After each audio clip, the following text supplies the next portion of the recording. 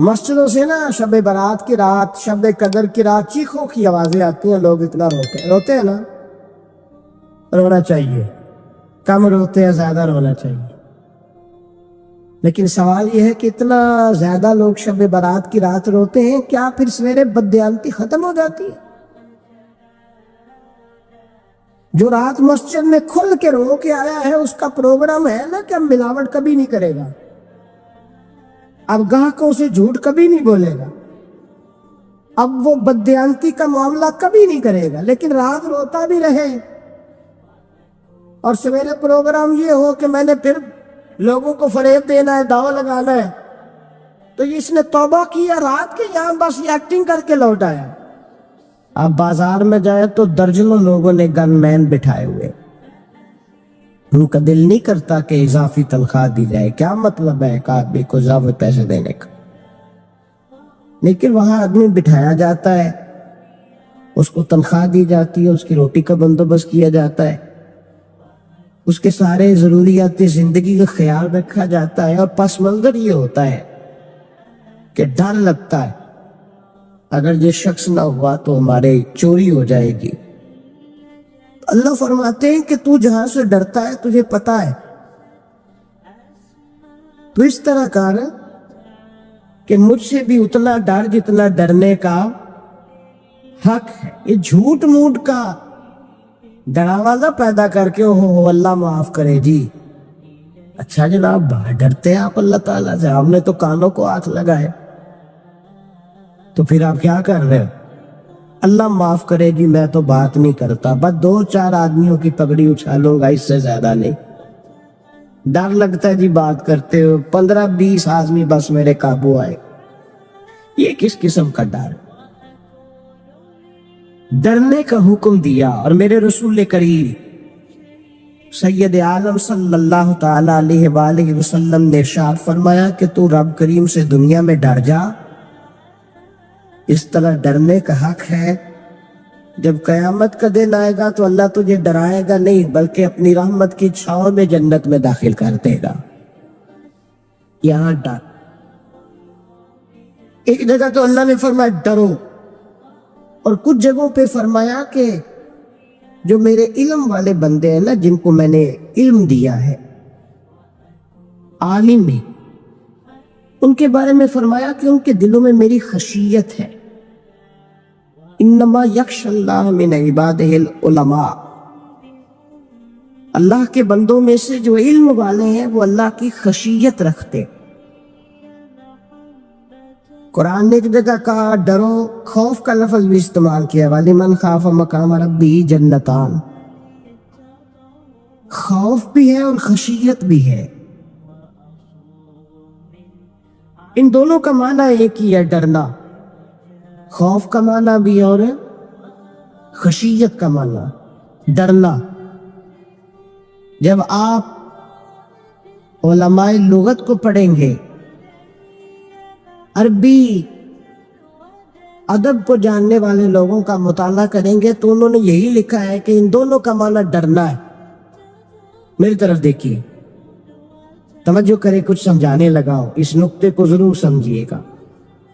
خشیت کا معنی بھی ڈرنا ہے، خوف کا معنی بھی، لیکن جب صوفیاء کے پاس جائے نا، صوفیاء جو قرآن و سنت کی روح کی تفسیر کرنے والے ہیں، تو وہ کہتے ہیں نہیں، خشیت اور خوف میں فرق ہے، خوف اور ہوتا ہے، خشیت صوفیاء اس کی تفسیر اور کرتے ہیں، وہ کہتے ہیں خوف بھی ہوتا ہے اور خشیت بھی ہوتی ہے، الگ الگ چیزیں ہیں، ایک نہیں۔ بڑی خوبصورت بات ہے، اگر آپ سمجھ گئے تو آپ کو فائدہ دے گی۔ صوفیاء یہ کہتے ہیں کہ بھائی خوف ہوتا ہے اپنے گناہوں کا، کہ میں نے یہ گناہ کیے ہیں، اگر اللہ نے مجھ سے پوچھا تو مجھے بڑا خوف آتا ہے مار پڑے، یہ خوف ہے۔ پھر سمجھ لیں، ایک آدمی نے حرام کا مال اکٹھا کیا ہے، زندگی میں معاذ اللہ اس نے بڑے پاپ کیے، گناہ کیے، شراب پی، بدکاری کی، معاذ اللہ تعالیٰ ثم معاذ اللہ. اب اسے ڈر لگ رہا کہ اللہ تبارک و تعالیٰ نے پوچھا تو میں کیا جواب دوں گا. یہ خوف ہے. اور خشیت یہ ہے کہ ایک آدمی سارا دن نماز پڑھتا ہے، روزہ رکھتا ہے، عبادت کرتا ہے، اللہ کو یاد کرتا ہے، پھر بھی ڈرتا ہے. یہ خشیت ہے. یہ خشیت ہے. جو گناہوں سے ڈرے وہ خوف ہے، اور جو رب کی ناراضگی سے ڈرے وہ خشیت ہے. جو کہے یار میرا رب کہیں ناراض نہ ہو جائے، میرا رب کہیں مجھ سے. بڑی خوبصورت مثال دی. میں نے اپنے اساتذہ سے پوچھا کہ حضور یہ مسئلہ کیا ہے؟ تو فرمانے لگے ایک بادشاہ نے ایک غریب کی بیٹی اسے پسند آ گئی تھی، تو اس نے عزت کے ساتھ اس سے شادی کر لی، رشتہ بھیج کے وقار کے ساتھ. بیٹی کا باپ اپنی بیٹی کے مقدر پر رشک کرنے لگا کہ میری بیٹی کو بادشاہ نے پسند کیا ہے، بادشاہ کے شہزادے نے رشتہ بھیج دیا ہے. شہزادہ بیاہ کے لے دیا بیٹی کو. 20 کنیزائیں نوکرانیاں اس عورت کی خدمت کرنے پہ لگی ہوئی ہے، اس کا ہر حکم ماننے کو تیار ہے. لیکن وہ بی سویرے بھی رو پڑتی ہے اور شام کو بھی رو پڑتی ہے، روتی رہتی ہے. اسے کسی نے پوچھ لیا کہ بیبری تو روتی کیوں ہے؟ 20 کنیزائیں ہیں، گھر میں سکون ہے، ہر شے ہے، تو روتی کیوں ہے؟ تو وہ کہنے لگی اصل بات یہ ہے کہ جو کچھ مجھے ملا ہے میں اس کے قابل نہیں تھی، تو میں ڈرتی ہوں میرا سائی کہیں ناراض نہ ہو جائے. وہ ناراض نہ ہو جائے، میں قابل نہیں تھی، میری اوقات نہیں تھی. یہ من عالم کے من دانم، میں جو ہوں اس کا مجھے پتا تو ہے. اس نے میری حیثیت سے، میری اوقات سے، میرے ظرف سے، میری محنت سے بڑا بڑھ کے مجھے عطا کر دیا. میری چونکہ اوقات سے زیادہ دے دیا تو میں ڈرتی ہوں وہ ناراض نہ ہو جائے، کہیں میری یہ کھیل، یہ جو میں نے گھونسلہ بنایا ہے یہ کہیں میرا ٹوٹ نہ جائے. میرے بھائی، میرے رسول کریم سید عالم صلی اللہ علیہ وسلم کے امت کے اولیاء، صلحاء، صوفیاء، اتقیاء، صحابہ، اہل بیت، یہ لوگ جب روتے تھے تو یہ کوئی اس لیے نہیں روتے تھے کہ یہ آج دوپہر کو چینی میں ملاوٹ کر کے آئے تو اس لیے رو رہے ہیں رات کو. اس لیے نہیں روتے تھے کہ آج انہوں نے جو شکر بیچی ہے اس شکر کے اندر بورا ملایا ہوا تھا. اس لیے نہیں رو رہے کہ آج 10 15 20 لاکھ رشوت کا مال بینک میں جمع کر، اس لیے تھوڑی روتے تھے. یہ تو اس لیے روتے تھے کہ اللہ تو نے بڑا کچھ عطا کیا ہے، کہیں ہم سے ناراض نہ ہو جانا. یہ تو اس کی خشیت میں رو رہے تھے. حضرت داؤد طائی رحمت اللہ تعالی علیہ، حضرت امام جعفر صادق جو نبی پاک صلی اللہ علیہ وسلم کے نواسے، جناب داؤد طائی کی ملاقات ہوئی تو امام جعفر صادق حضور کے نواسے عرض کرنے لگے داؤد طائی یار میری بخشش کی دعا کرنا، رب مجھے معاف کر دے. تو حضرت داؤد طائی رحمت اللہ علیہ فرمان لگے امام صاحب آپ حضور کے نواسے ہیں، میں نے دعا کرنی ہے کہ آپ نے میرے لیے کرنی ہے. تو حضرت امام جعفر صادق رو پڑے، کہنے لگے یار تو نہیں کرنی ہے، اور اسی لیے تو تجھ سے دعا کرا رہا ہوں کہ کہیں ایسا نہ ہو نانا مصطفیٰ کی بارگاہ میں جاؤں تو وہ مجھے کہیں کہ میں کس طرح کا تھا تو کس طرح کا بن کے آیا ہے. یہی تو دعا کرانی ہے کہ میرے لیے دعا کر. جو جتنا بڑا ہوتا تھا نا اتنی زیادہ خشیت ہوتی. اور گناہگار کے تو اللہ تبارک و تعالیٰ بعضوں کا سزا دیتا ہے، آنسو شلب ہو جاتے. اس کو تو اپنے گناہوں پہ رونا ہی نہیں آتا، وہ تو روتا ہے بچہ نہ ہو تب روتا ہے، وہ تو روتا ہے پیسے نہ ہو تب روتا ہے، وہ تو اس وقت روتا ہے جب اس کا مال چلا جائے. اس کو تو بعضوں کا گناہگار کو تو بعضوں کا سزا ملتی. اللہ فرماتے تو دنیا کے لیے روئے گا، میرے لیے نہیں رو سکتا. اور جو رب کریم کے بندے ہوتے ہیں انہیں اللہ کہتا ہے تو دنیا سے بے نیاز ہے، تیری آنکھ سے آنسو جب بھی ٹپکے یا میرے لیے ٹپکنا چاہیے یا محمد مصطفیٰ کے لیے ٹپکنا چاہیے۔ آپ اگر اس بات کو تھوڑا سا غور کے ساتھ سمجھے تو تمام اولیاء صلحات کیا یہ رو رہے تڑپ رہے، کیا اس کی وجہ تھی؟ نمازیں کم رہ گئی تھی، روزوں میں کمی تھی، فرائض ادا نہیں کرتے تھے کہ رویا کرتے تھے؟ کیوں روتے تھے؟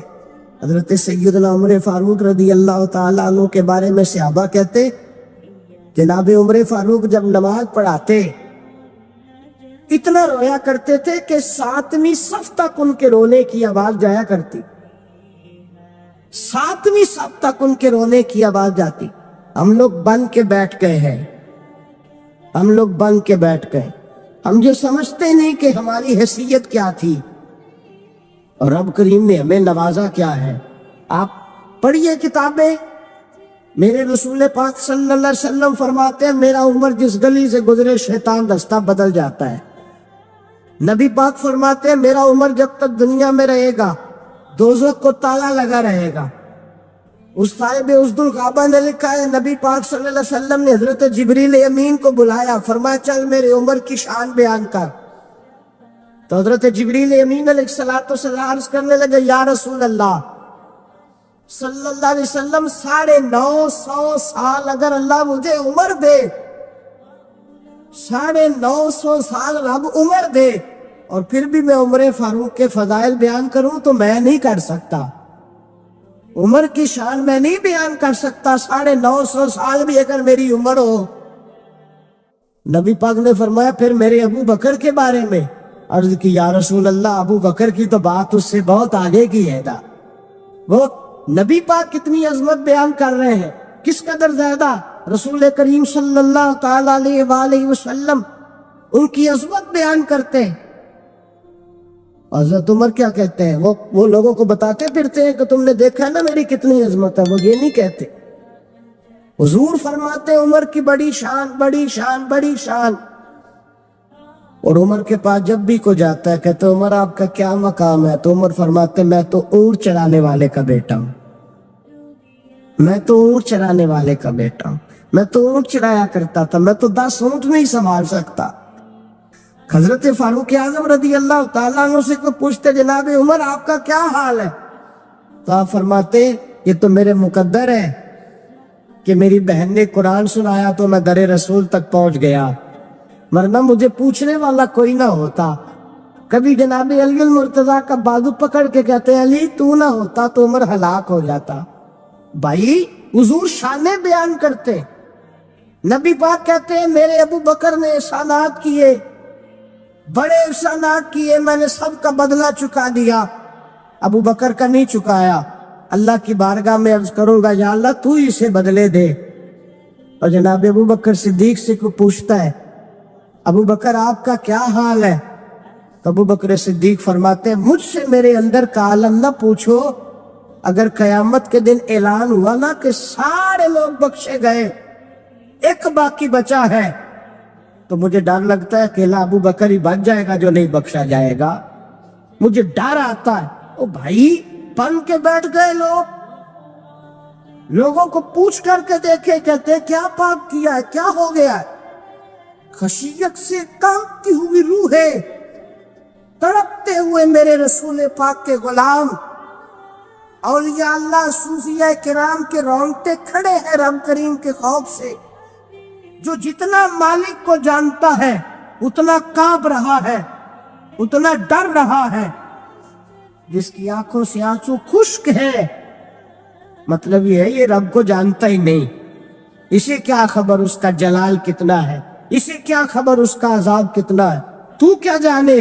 ان بطش ربک لشدید، جب وہ پکڑتا ہے تو بڑا سخت پکڑتا ہے۔ حضرت عثمان غنی کو 3 دفعہ میرے نبی پاک نے فرمایا جنتی ہے، جنتی ہے، العثمان فی الجنہ، العثمان فی الجنہ، العثمان فی الجنہ۔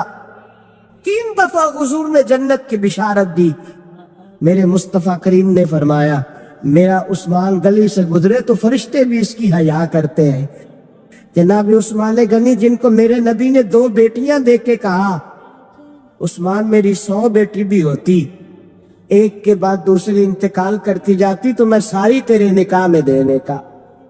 وہی حضرت عثمان غنی قبر پہ کھڑے ہیں حضور کے وصال کے بعد، ایک قبر پہ کھڑے، آنکھوں سے آنسو جاری ہے، داڑھی ساری آنسوؤں سے بھر گئی ہے، روتے ہی جاتے ہیں، روتے ہی جاتے ہیں۔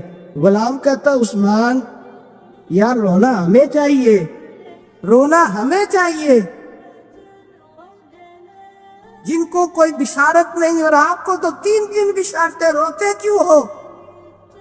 جناب عثمان غنی فرمانے لگے جس مصطفیٰ نے مجھے جنت کی بشارت دی اسی رسول نے فرمایا تھا قبر آخرت کی منزلوں میں سے پہلی منزل ہے، آخرت کی منزلوں میں سے پہلی منزل۔ سوچتا ہوں اگر رب کریم نے عثمان سے حساب پوچھ لیا، حساب کیسے دینا ہے؟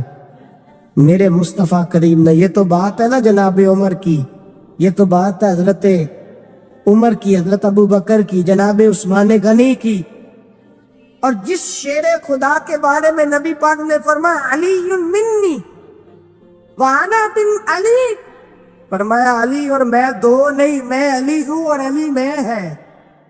جن کو فرمایا من کنت مولا ہوں فہذا علی مولا، اس کا میں مولا، اس کا علی بھی، اس کا علی بھی۔ جس مولا علی شیر خدا کو یہ درجہ دیا، ولی المرتضی اٹھے ہیں، نماز کا وضو کیا ہے، مصلی کی جانب جانے لگے تو جناب علی کا وضو تھر تھر کانپنے لگا، صبح برسنے لگے۔ حضرت سیدنا امام حسن آگے بڑھے، ابا جی کیا ہوا؟ میں حسن ڈر رہا ہوں، مالک کی بارگاہ میں جا رہا ہوں، کہیں رب علی کو دھتکار ہی نہ دے، کہیں مالک علی سے حساب ہی نہ پوچھ لے، کہیں اللہ تبارک و تعالیٰ ناراضگی کی نظر سے نہ دے۔ او بھائی ہم لوگ اتنے دلیر، اتنے تگڑے، اتنے سیاہ، اتنے عقل مند، اتنے غلاموں کے پیچھے پہاڑ ہیں کہ مجال ہے کوئی ایک قطرہ وہ آنسو جو ہم نے سنبھال کے رکھے ہیں دنیا داری پہ بہانے کے لیے۔ کبھی اپنا حساب کر، کبھی سوچ۔ روز شکوہ کرتا ہے، کہتا ہے میرے پاس پیسے نہیں، گاڑی نہیں، کار نہیں، کوٹھی نہیں، سرمایہ نہیں۔ کبھی سوچ جو کچھ ہے اگر رب کریم میرے اور آپ کے اعمال دیکھے تو ہماری حیثیت ہے کہ وہ سارا کچھ ہمیں دیا جاتا، ہماری اوقات تھی کہ وہ ہمیں دیا جاتا جو اس نے دیا ہے۔ ٹٹول کے دیکھیں، عمر گزر گئی، شکوے کرتے، ذرا پلٹ کے دیکھیں، اگر ہمارے گناہ اور ہماری نیکیاں اکٹھی کی جائیں تو ہم جزا والے نہیں سزا والے نکلتے ہیں معاذ اللہ۔ محمود غزنوی بڑا پیار کرتے تھے ایاز کے ساتھ، بڑا پیار کرتے تھے، نوازا کرتے تھے، روز کوئی نہ کوئی تحفہ ملتا تھا ایاز کو۔ کچھ حسد کرنے والوں نے کہا محمود تو اسے تحفے دیتا ہے اور یہ جنگل میں اسلحہ اکٹھا کر رہا ہے، کہ تیرے خلاف علیحدہ سے فوج تیار کر رہا ہے، کچھ وقت آئے گا یہ تجھے چھوڑ کے علیحدہ سے بادشاہی کا دعویٰ کر دے۔ محمود غزنوی کہنے لگے یہ کس طرح کی بات؟ کہ تمہیں پتہ ہے کہ یا غصر سے لے کر عشاء تک کہاں رہتا ہے؟ محمود کہنے لگے یار واقعی میں نے کبھی پوچھا تو نہیں۔ شک کا بیج بو دیا، شک کا بیج بو دیا۔ محمود غزنوی کہنے لگے اچھا آج میں پیچھا کروں گا، تفتیش کروں گا، تحقیق کروں گا کہاں جاتا ہے، تحقیق کروں گا۔ محمود غزنوی نکلے پیچھا کرنے۔ عصر کے بعد ایاز نے جنگل کا رخ کیا، محمود بھی پیچھے پیچھے ہو لیے۔ کہتے ہیں جنگل کے بیچ جا کے ایک جھونپڑی آئی، اس جھونپڑی کے اندر ایاز گئے، دروازہ کھلا، اندر چلے گئے۔ مجھے بڑا غصہ تھا کہ ہر بات مجھے بتاتا ہے، یہ کیوں نہیں بتائی؟ جب ایاز اندر گئے تو میں نے زور زور سے دروازہ کھٹکھٹایا غصے کے ساتھ۔ ایاز نے دروازہ کھولا، باہر آئے، میں نے کہا پیچھے ہٹ۔ ایاز پیچھے ہٹے تو میں اندر چلا گیا۔ محمود کہتے ہیں جب میں اندر گیا تو میں نے اس جھونپڑی میں एक पुराना कुर्ता लटका हुआ देखा, एक टूटे हुए जूते पड़े हुए देखे, एक छोटा सा डंडा देखा, एक मटका, एक प्याला देखा। मैंने सारी तलाशी ली तो चंद टूटी फूटी पुरानी चीजें। मैंने कहा यार ये क्या है? तो कहते हैं यास, कहने लगा बादशाह टटोल के देख ले, यही कुछ है जो तूने देखा। मैंने कहा ये है क्या? कहते हैं यास पैरों में बैठ गया, तड़प के रोने लगा, कहने लगा बादशाह ये मेरी औकात है, ये मेरी औकात है, ये मेरी औकात है, ये मेरी औकात है। का क्या मतलब? कहने लगा जिस दिन तेरे पास आया था ना तो ये मेरी कायनात थी कुल, आज तेरी मेहरबानियों ने मुझे यहां तक पहुंचा दिया है। मैं जो तेरा गद्दार नहीं ना होता, मैं जो तेरी नाफरमानी नहीं करता, इसलिए नहीं करता कि मैं हर शाम आके अपनी औकात याद करता हूं, और फिर मुझे रोज रात को मेरा नफ्स कहता है इसका वफादार रहना, इसका वफादार रहना। तो इस हाल में था जब आया था, अगर ये बिगड़ गया तो फिर तुझे अपनी औकात का पता है ना। महमूद गजनबी ने सीने से लगाया, कहने लगे आज तक तो बचा भी इसलिए है कि तो अपनी औकात नहीं भूला।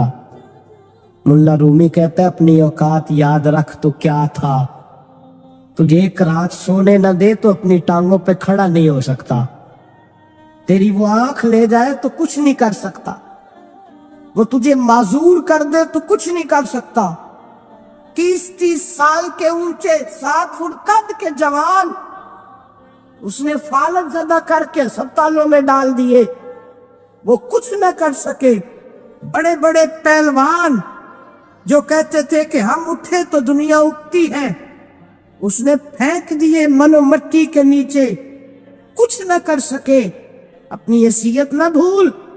मेरे रसूल करीम सैयद आलम सल्लल्लाहु अलैहि वसल्लम ने फरमाया 2 बातों में लोग धोखे में है, ओके में है, ओके में है, धोखे में। या रसूल अल्लाह कौन सी? फरमाया जो सेहतमंद है वो धोखे में है, वो समझता मैं कभी बीमार ही नहीं होगा, मुझे रोज इसी तरह नींद आएगी जिस तरह अब आती है, मैं रोज इसी तरह उठूंगा जैसे अब उठता हूँ, मैं जितना ही लंबा चौड़ा रहूंगा जिस तरह आज हूँ, मेरा हुस्न इसी तरह कायम रहेगा जैसे आज। तू धोखे में है, धोखे में। बड़े बड़े आए और बड़े बड़े मिट्टी का ढेर हो गए, फना हो गए, कुल्लु मन अलैहा फान, फना हो गए, कोई पूछने वाला ना रहा। और मेरे रसूल पाक ने फरमाया जो फारिग है, जिनको रब ने अपनी इबादत के लिए फारिग किया, अपने दीन की नौकरी के लिए फारिग, वो भी धोखे में है, वक्त जाया कर रहे, चौक और चौराहे में खड़े हैं। मेरे भाई जब अपनी हैसियत इंसान भूलता है, हैसियत भूलता है, फिर वो शिकवा करता है। जब अपनी औकात भूलता है फिर शिकवा करता है। जब वो भूल जाता है कि मैं क्या था, फिर वो शिकवा करता है। हजरत सैयदना इमाम अहमद रहमतुल्लाह अलैह बाजार में खड़े थे तो बादशाह का बेटा गुजरा, आकर के गुजरा, आपने बाजू पकड़ के खींचा और मैं जा जाके अपनी माँ से पूछ और अपने बाप से पूछ तेरी औकात क्या है। अकड़ के चलता है, जा पूछ उनसे तेरी हैसियत क्या है। हजरत जनाब सैयदना इमाम अहमद ने डांटा तो वापस आया, आगे कहने लगा अब्बा वो इमाम क्या कहता था कि मेरी औकात क्या है, क्या औकात है मेरी। तो बाप और माँ दोनों घूरने लगे, कहने लगे बेटे हमारे पास दौलत भी थी, घर भी था, मकान भी था, जायदादें भी थी, बादशाहत भी थी, पर हम दुनिया के दरवाजों से भीख मांग मांग के थक गए थे। अर्श का मालिक एक बेटा अता नहीं करता था, एक बेटी नहीं देता था, थक गए थे, रोते थे, सिसकते थे। फिर वही इमाम अहमद जिन्होंने आज तुझे गली में खड़ा किया है, اس کے دروازے پہ جا کے بیٹھ گئے. ہم نے کہا رب ناراض ہو گیا, دعا کرو ہم سے راضی ہو جائے, چلو زیادہ نہیں, ایک لال ہی ہمیں دے دے. کہ امام اعمش دعائیں کیا کرتے تھے تو تب اللہ پاک نے تو ہمیں عطا کیا تھا. تیری او بھائی, یہ جو ایمان ہوتا ہے یہ بندے کو طاقتور کرتا ہے, بندہ مضبوط ہو جاتا ہے. مجھے بتائیے نا, جب ایمان پکا ہو کہ روزی دینے والا اللہ ہے تو پھر بندہ کسی مالدار آدمی کے پیچھے کبھی بھاگتا ہے, کبھی کسی بڑے آدمی سے ڈرتا ہے؟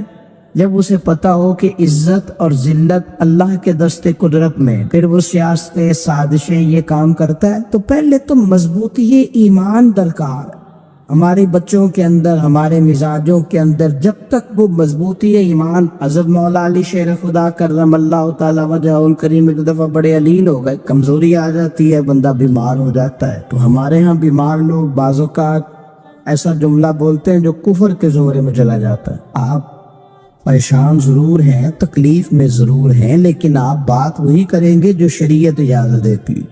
حضرت علی شیر خدا شدید علیل تھے. ایک صحابی تیمارداری کرنے گئے تو حضرت مولا علی کا چہرہ دیکھ کے پریشان ہو گئے, کہنے لگے آپ تو بڑے سخت علیل ہیں, اللہ خیر کرے, اللہ تعالیٰ آپ کو صحت دے. تو حضرت علی کہنے لگے تو فکر نہ کر, مجھے اس بیماری سے کچھ بھی نہیں ہوگا. نے کہا کیوں؟ فرمانے لگے مجھے نبی پاک علیہ السلام نے فرمایا تھا علی اس وقت دنیا سے جاؤ گے جب داڑھی خون سے رنگین ہو جائے گی, تو اس کا مطلب ہے میں خنجر کے وار کے ساتھ شہید کیا جاؤں گا, میں بیماری سے دنیا میں نہیں جاؤں گا, میں یہ بیماری سے مجھے کچھ بھی نہیں ہوگا, اللہ مجھے شفا دے دے گا. چونکہ حضور نے فرمایا کہ ساڈے نبی دی زبان ساڈے واسطے قرآن. تو سب سے پہلے تو اپنے ایمان کے اندر, توکل کے اندر مضبوطی پیدا کرے.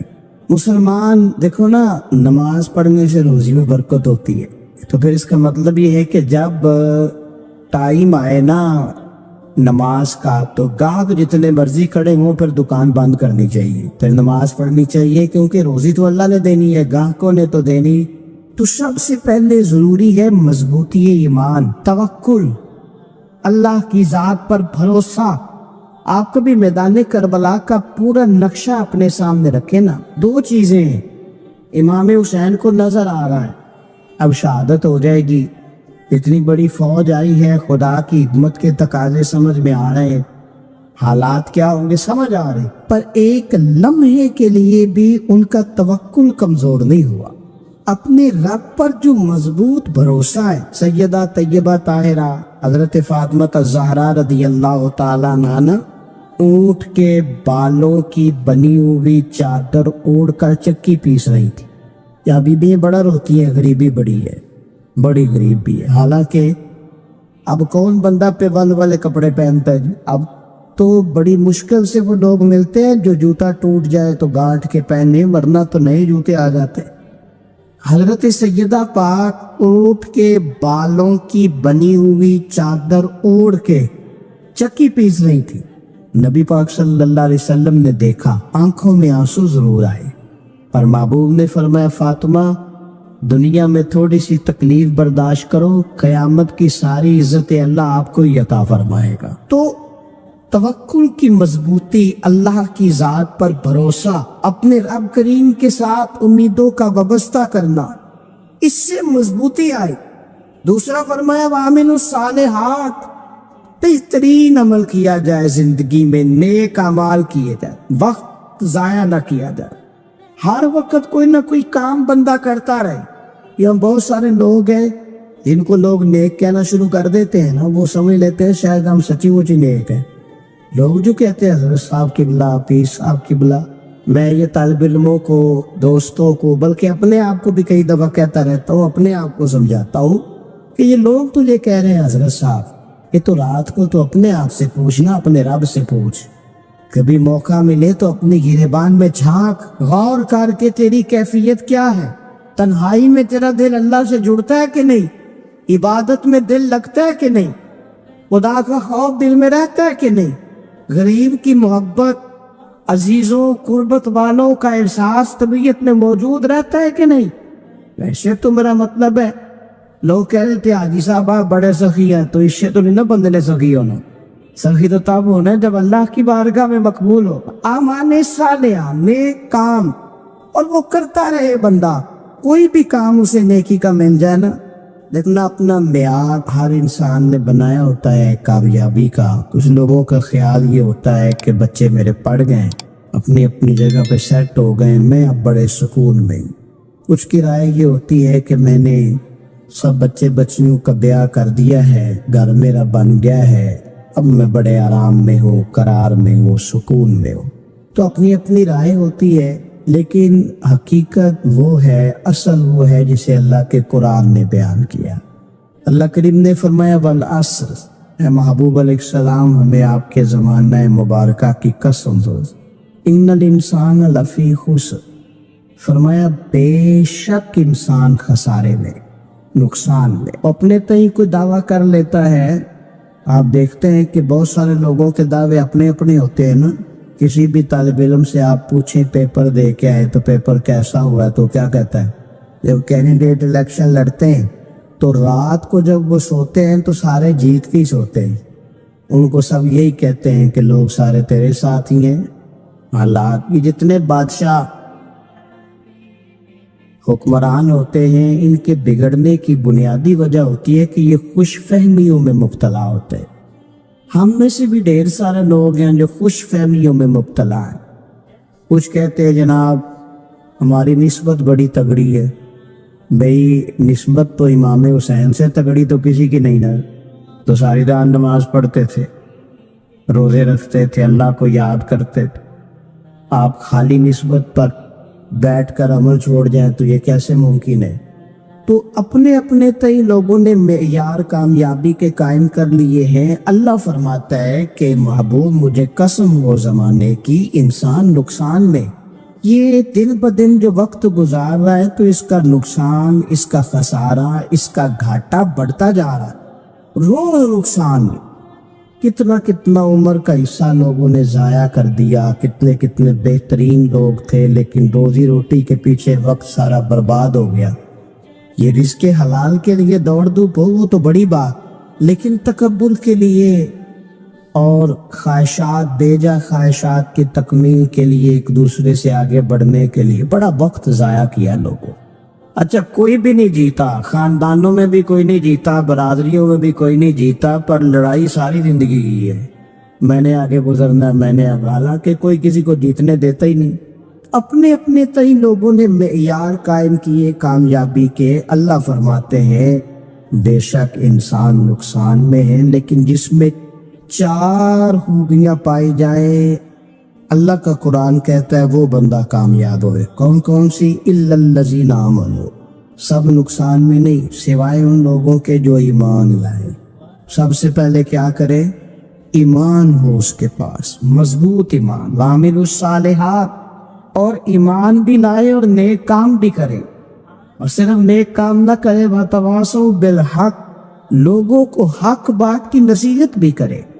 اور ظاہر ہے سچ بولے گا، حق بولے گا تو بڑے لوگوں کے مفادات کو ٹھیس پہنچے گی، کچھ لوگوں کو تکلیف بھی ہوگی، تو اب جب تکلیف ہوگی تو پھر مصیبت بھی آئے گی۔ تو اگر حق بات کہنی ہے تو پھر کیا کرے؟ وَتَوَاصَوْا بِالصَّبْرِ، اور ایک دوسرے کو صبر کی بھی وصیت کرے۔ 4 چیزیں پائی جائیں، ایمان، اعمال صالحہ، حق کی نصیحت، اس رستے میں آنے والی تکلیف پر صبر۔ اگر یہ 4 چیزیں میسر آتی ہیں تو اللہ کا قرآن کہتا ہے بندہ کامیاب ہے، اور اگر یہ 4 چیزیں نہیں تو پھر کوئی بندہ جتنا مرضی دعویٰ کرے، جتنا مرضی شور کرے، جتنا مرضی اعلان کرے، وہ کامیاب ہو سکتا۔ سب سے پہلے تو اپنا ایمان پکا کرے۔ یہ جو کچی پکی باتیں کرتے ہیں نا لوگ، مسلمان جو ہوتا ہے نا، مسلمان وہ لوارث نہیں ہوتا، وہ وارث والا ہوتا ہے، اس کا رب ہر وقت اپنی رحمت سے اس کی حفاظت کرتا ہے۔ مسلمان ہر وقت نبی پاک علیہ السلام کے نگاہ کرم میں رہتا ہے۔ اسے کمزور باتیں نہیں کرنی چاہیے کہ میرے کو پیچھے چڑھ گیا تو پتہ نہیں کیا ہو جائے گا، برادری مخالف ہو گئی تو پتہ نہیں کیا ہو جائے گا، سچ بول دوں گا تو لوگ پتہ نہیں مجھے مار دیں گے، ایسا ہو نہیں سکتا۔ چھری حضرت ابراہیم چلائے بھی نا تو حضرت اسماعیل کے حلق پہ چلنا اس نے تب بھی ہے جب اللہ حکم کرے گا، تو اللہ کی حکمت ہوگی، حکمت الہی ہوتی ہے تو کوئی کام ہوتا ہے، ورنہ ہوتا تو اپنی طبیعت میں مضبوط ایمان، توکل، اللہ پہ بھروسہ، مضبوطی افکار کی، کچی باتیں نہیں۔ دیکھو نبی پاک صلی اللہ تعالی علیہ وسلم نے فرمایا نیکی کو کبھی حقیر نہیں سمجھنا، کبھی ایک عارض سے نہیں نیکی کرنی کہ یہ بڑی چھوٹی ہے تو میں اس کو کروں گا۔ فرمایا کبھی حقیر نہ سمجھنا، نیکی کا کام جو بھی ملے کر دینا۔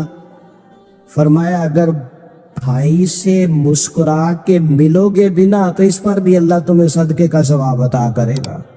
ہم تو اس دین سے کے ماننے والے ہیں جو کہتے ہیں تو گلی سے گھوڑا اٹھا دے، کانٹا اٹھا دے، کسی کی تکلیف دور کر دے، کسی اس پر گنجائش کر دے، کسی کے لیے آسانی کر دے، جو بھی خیر کا کام میسر آئے پورے دن میں اسے چھوڑے نہیں۔ صبح گھر سے نکلے، وہ ایک سیابی تھے، غالباً تابی تھے، تو بازار جاتے اپنے غلام کے ساتھ تو سارا بازار گھوم کے واپس آ گئے۔ خادم نے کہا جناب کو نہ کوئی خریدا نہ کچھ بیچا، تو آپ سارا بازار گھوم کے آ گئے۔ فرمانے لگے تیرا کیا خیال ہے؟ میں نے کچھ بھی نہیں کیا۔ کہا جناب پھر کیا کیا ہے؟ فرمانے لگے تم نے دیکھا جو بندہ بھی گزرا میں نے اس کو کہا السلام علیکم، تو کتنی کو نیکیاں میں جمع کر کے آ گیا ہوں۔ کوئی خیر جو میسر آئے۔ ہم سمجھتے ہیں کہ شاید وہ کروڑ کو روپیہ ہوگا تو پوری مسجد بناؤں گا تو پھر میں نے نیکی کر دی، شاید جناب میں، حالانکہ یہ چھوٹے چھوٹے کام ہیں نا، چھوٹے چھوٹے کام، ان سے تو ان کی تو زیادہ ضرورت ہوتی ہے، ان کی تو زیادہ حاجت ہوتی ہے۔ کوئی آپ رستے میں گزر رہے ہیں تو نیچے کوئی کھڈا بنا ہوا ہے تو اس پر ہم کیا کرتے ہیں؟ گاڑی میں بیٹھ کے تبصرہ کرتے ہیں اے روڈ کھڑے کا تو بننا ہے بھئی، یہ کھڈا ہے نا تو آپ نیچے اترے نا، تو آپ دھاوڑا لے نا، کئی پکڑے نا، یہ تو 5 منٹ کا کام ہے، یہاں آسانی کر دے نا، آپ اس میں گنجائش کر دے۔ حضور سید عالم علیہ السلام نے فرمایا، امام راضی نے حدیث لکھی ہے، قیامت کے دن ایک بندے کو اللہ معاف کرے گا تو مالک وہ بندہ عرض کرے گا یا اللہ میں تو بڑا گنہگار ہوں، کس وجہ سے معافی ہوئی؟ فرمایا رات کے وقت تو گزر رہا تھا، تیرے پیر سے روڑا ٹکرایا تھا، تو نے اٹھایا ادھر ادھر دیکھ کے کہ کوئی اللہ کی کسی بندے کو تکلیف نہ ہو جائے۔ کمانے کو وہ تو میں نے زمانہ بیت گیا، کوئی اتنی بڑی بات بھی نہیں سمجھی۔ تو رب کریم نے فرمایا تو رات کے اندھیروں میں بھی میرے بندوں کا خیال رکھتا تھا تو میں تیرا خیال نہ کروں؟ کوئی عمل ہمارے یہاں لوگ کوئی کام نہیں کرتے، بالکل نہیں، کوئی کام نہیں، نہ بڑے نہ چھوٹے نہ سمجھدار نہ ان پڑھ، کچھ بھی نہیں۔ نشستن گفتن برخاستن، بیٹھو راج کے گپے مارو، تبصرے کرو، فلانا کچھ نہیں کر رہا، فلانا کچھ نہیں کر رہا، اس کے بعد اٹھ کے چلے جاؤ کہ کچھ کرے۔ وعامل الصالحات، نیکیاں جمع کرے، زندگی میں خزانہ بنائے، خزانہ، اپنی ڈیوٹیاں اپنی ذمہ داریاں پوری کرے، ہر وقت کام، ہر وقت ذمہ داری، ہر وقت ڈیوٹی۔